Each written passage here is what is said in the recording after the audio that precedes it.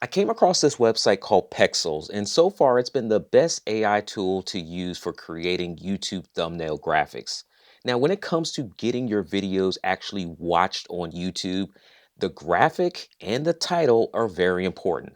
I know what I typically click on when it comes to the graphic, what appeals to me that gets my attention.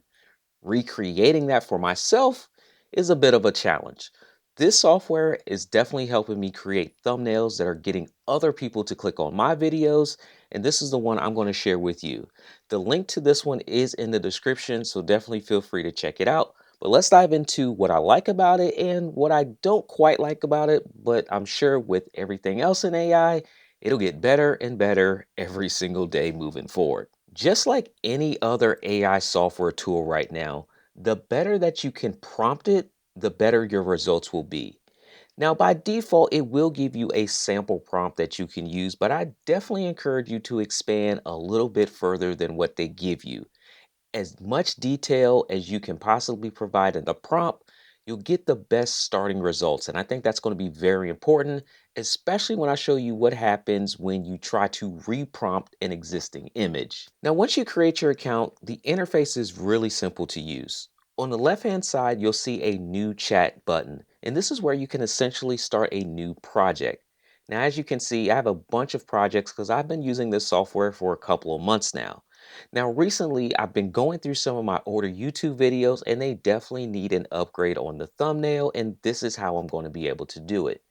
On the left-hand side, you can see all the different ones that I've worked with so far, and then further down, you'll actually see my account, personas, styles, tutorials, and they have a Discord community that you can access to learn more. Now, what I really like about this one, without going into every single feature of this platform, is the personas option. Because I have a lot of talking head videos with me being the main subject, I can actually upload high quality pictures of myself so that they can build an AI model and have my face on the thumbnail images as I requested. Now, you do have the option to add more than one person to your personas section. So, if you're managing an account for a church, for example, that has a pastor that you may want in the main thumbnail image all the time, you can add multiple people in different personas. That way, you can easily access their images in the time of need for this software. So in order to get started, I really like to focus in on the prompt feature first. This allows me to type in exactly what I want, and then the AI model will take about 30 seconds to generate an image for me that I can actually evaluate. Once it evaluates it, I can actually make tweaks or suggestions to it. There's also an option for a one-click fix. And this is really good if you are really trying to brainstorm.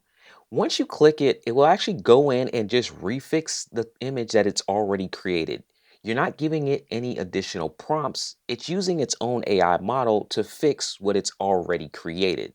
Now, I highly caution you not to get carried away with just using one fix and just kind of letting the AI model run a thumbnail after thumbnail after thumbnail, because this is based on a credit system. So every single time that you want an update run or made, you're actually using your credits. And this is why I said at the beginning, you really want to get good at prompting.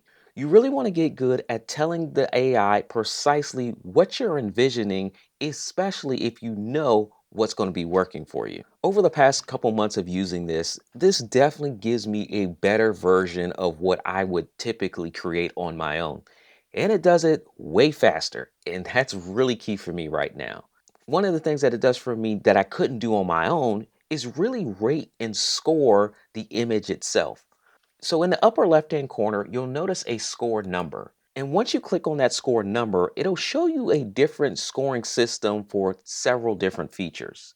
The virality, the clarity, the idea, curiosity, and emotion. This is really great because these are the five major things that go into creating a successful thumbnail image.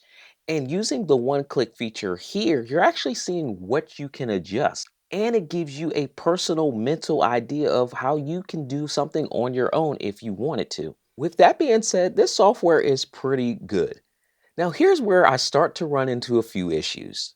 Once I get past that second and especially that third prompt, I notice things begin to fall off a little bit, especially with my persona. My face begins to look different. My features are way different, and the overall image starts to lose some of the things that I actually liked about it on the first image. This is why it's so important to really have your prompts set up in advance and think about them before you actually hit that enter button. But for the most part, I typically find my scores at least a 60 or a 70 when I get started, and ideally, I want my score to be an 80 or a 90 by the time I get done with the prompts and the edits. Now, I know a lot of people like to have words on their thumbnail images, but one thing to learn about this platform is that the more words you put on there, the more likelihood of a mistake occurring. So make sure that you read the words on your thumbnail to make sure they're actually spelled correctly, and make sure that you limit the number of words that you're using. What I find is I try to use very simple words or even one or two words only, because if I actually want to add words, it's actually easier to go and take this image and put it into Canva and add it myself.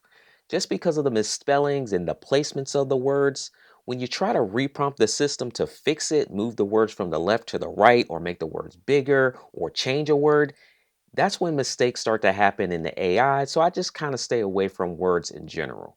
Another one of the sections in the prompting area that I like, especially if you find a thumbnail design that's working, is to use the recreate section.